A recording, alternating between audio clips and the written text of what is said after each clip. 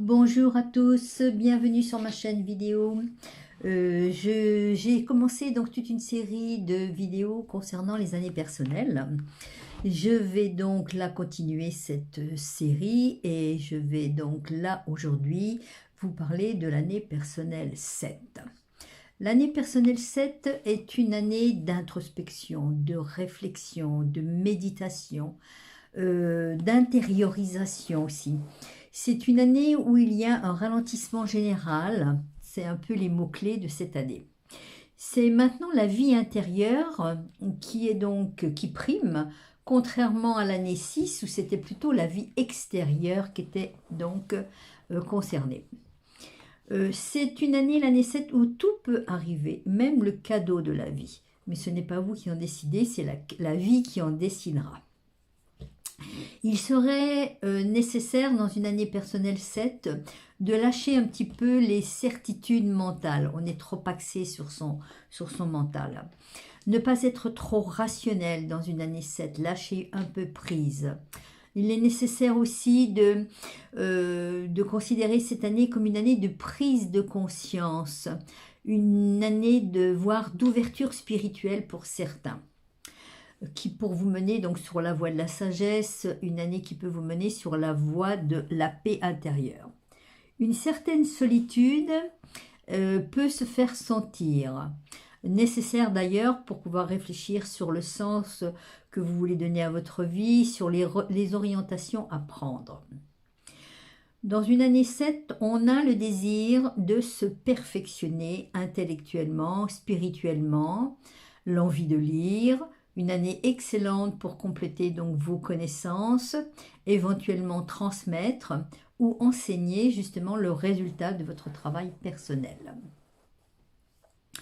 Pour faire des plans sur l'avenir, ce n'est pas l'année idéale, l'année 7. Comme je vous ai dit tout à l'heure, on est plutôt dans l'introspection, donc on est dans la réflexion et non pas dans l'action. Pour ainsi dire, c'est une période idéale pour ceux qui ont envie d'une année sabbatique. C'est une année de bilan.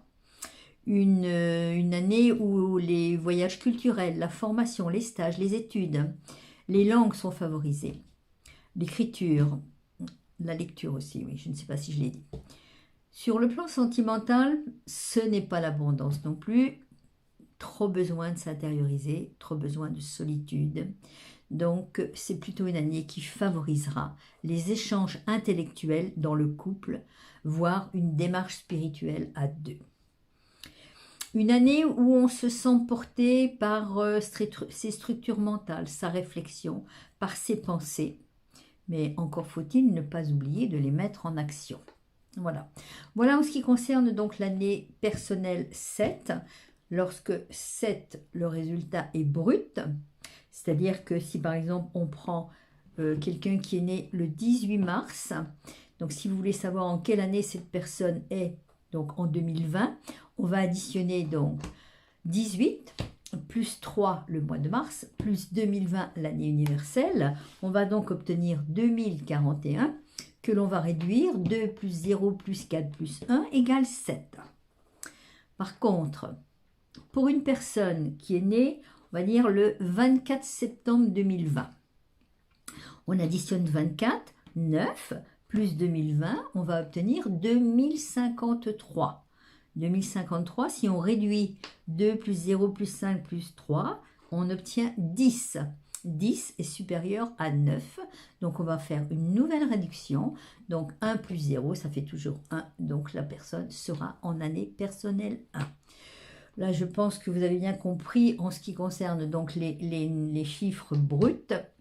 Et les chiffres qui viennent d'un sous-nombre, eh bien, pour l'année personnelle 7, le sous-nombre peut être par exemple 16, que l'on réduit, 6 plus 1, ça fait 7, donc année personnelle 16 venant d'un sous-nombre 16. C'est en rapport avec la maison Dieu, bien sûr. Donc ça sous-entend que